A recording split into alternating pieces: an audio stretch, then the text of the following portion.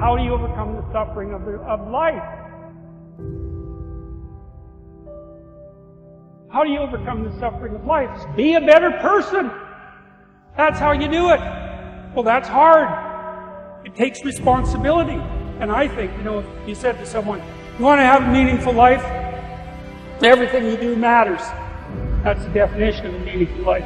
But everything you do matters. You're going to have to carry that with you.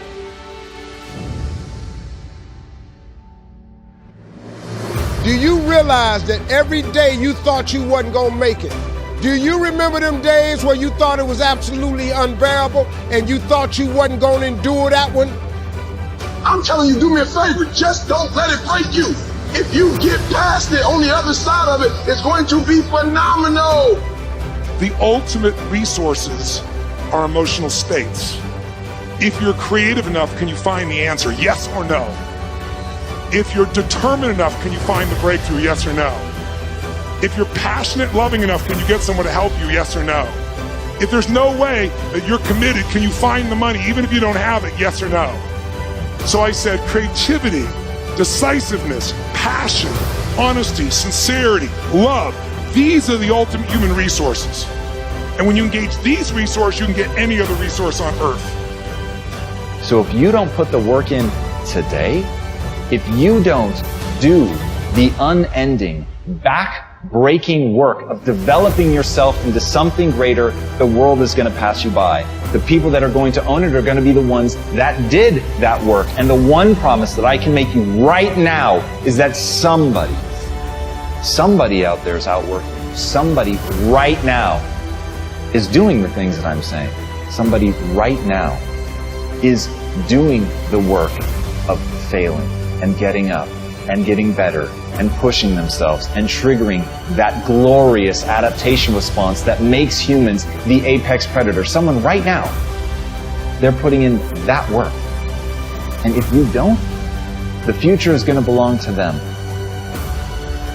So when you stop outsourcing your happiness, your validation, your support, all of it, and you bring it back in, and you get responsible for it, when you're responsible, when you're the driver of your life, when you're not looking out to anybody else to fix it for you, you're the one that has to do the work. You're the one who has to push your own ass. You're the one who has to figure out what makes you happy. You're the one who has to figure out and become self-aware about what you need. And then you're the one that has to find whatever it is, the courage or being humble enough to ask for help. And as Martin Luther King Jr. said, if you can't fly, then run. If you can't run, then walk. If you can't walk, then crawl. But whatever you do, you have to keep moving forward.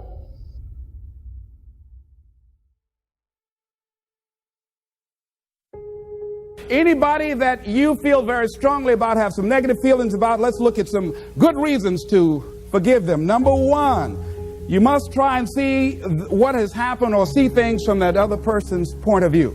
Let's look at it from their point of view. That's one area. That's number one. Then number two, holding a grudge hurts you. It doesn't hurt them. So just for good health and peace of mind, let it go. Any feeling of resentment or anger or hatred is called to me the load of bitterness within. Every thought that we entertain produces a chemical in our brain that impacts the body's immune system.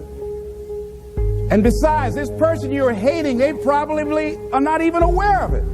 If someplace having a good time, don't even know you're really hating them. You've turned up the steam, gone from dislike to hate, intense hate. And here you are killing yourself, making yourself vulnerable to various types of illnesses, putting yourself in bad health. And I say that person is not worth your sacrificing your health or 1 minute of peace of mind. 1 minute of anger robs you of 60 seconds of happiness. So decide it doesn't matter. Let it go and experience the dignity and the magnanimous sense of character of being big enough to move on and get on with your life. Letting it go so you can grow Next step. Lack of self-acceptance. How does it show up? How does it manifest itself? See, all of us have greatness within us. But when you don't come to grips with your greatness and you don't work to develop it, if you're not seeking it out, if you're not finding where it is, if you're not trying to locate it, if you're not experimenting with your life to try and find out what fits for you, I'm saying that you're positioning yourself to be a miserable person, an unfulfilled person. How else do we do it? Procrastination. We just put things off over and over and over again. Why? Because we haven't accepted it. We don't feel deserving. We don't feel that we're good enough. So we sabotage ourselves by not ever taking care of business. We get real busy doing a lot of things where we don't have any time. Well, I'll never forget Og Mandino in the book called University of Success. He said many of us never ever discover our greatness because we become sidetracked by secondary activity. We start doing so many things, we just give our time away until we don't have any time for ourselves or any time to do the things that we want to do.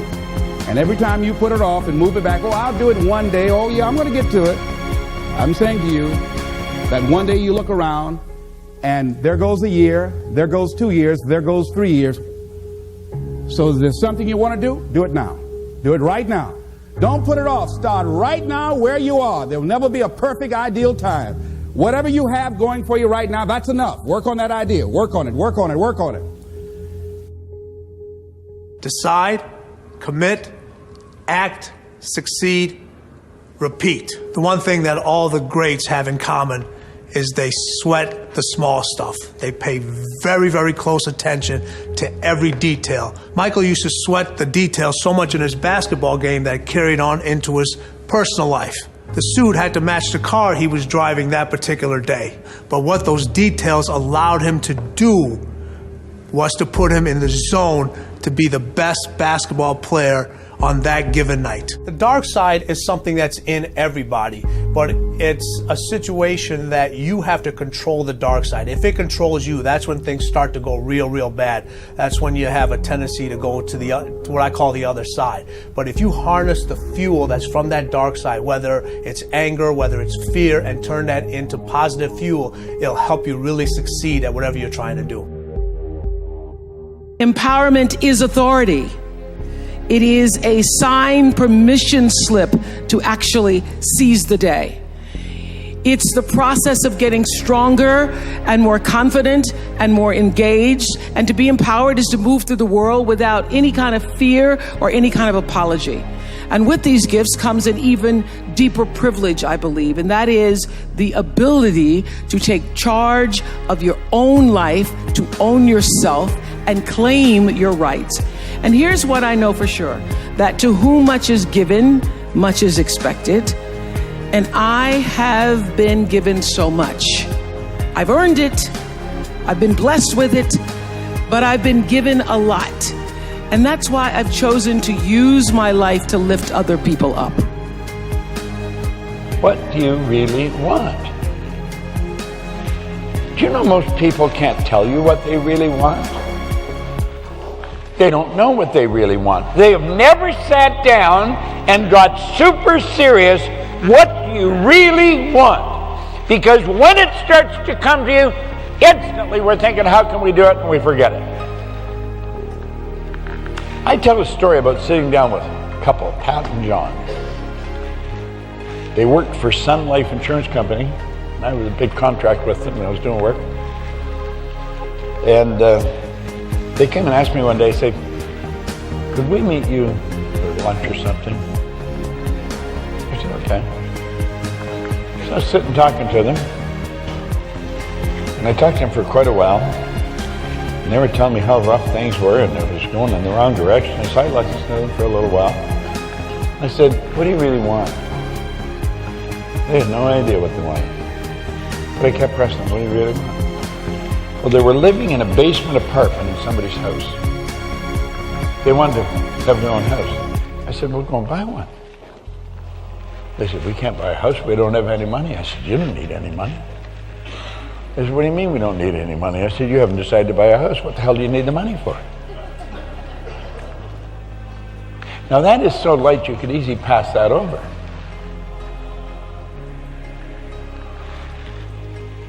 They didn't need the money because they hadn't made a decision to buy the house. If you make the decision to do it, once you make the decision, you have already done it in your mind. You have flipped your mind onto a different frequency. You will then begin to attract to you whatever's required for the manifestation of what it is you've decided to do. I get excited about no. I love no. I love it. It turns me on. No, Eric. I'll be back. I'll be back. I'll be stronger when I come back. If you get yourself in a state of certainty that this is going to work, I'm going to find the way, and if this doesn't work, I will make the way, then you tap a lot more potential. And when you're certain in your potential, you take massive action. When you take massive action, you really believe in something, you get great results. When you get great results, your brain goes, see, I told you I was a stud. I told you this thing would work out. Now you're even stronger. You tap more potential, take greater action, greater results. Sometimes you just have to move, do something, learn something new. Write down what you need to do in order to make a better life for yourself. And be brave enough to do those things. When you go out there, I need you to have that dog. When you get out there, I need you to kill or be killed when you get out there. We ain't playing no more. We ain't taking no prisoners no more. When you get out there, whatever you can get, go get it. Because they gonna get it before you get it. And they ain't gonna give it to you. So you go out there and get what's yours. And that moment that you finally begin to break through and build something extraordinary, in that moment, the realization is that it was always you trying to figure out how to become the best version of yourself and ask one simple question: how extraordinary can I become? What am I capable of? What are my limits? How far can I push myself in this time that I have on this earth? Exactly how much of my potential can I wring out of myself? How much can I become capable of? How far can I push myself? What can I build? How can I change this world? But all by doing one simple thing: pushing myself to get better every day.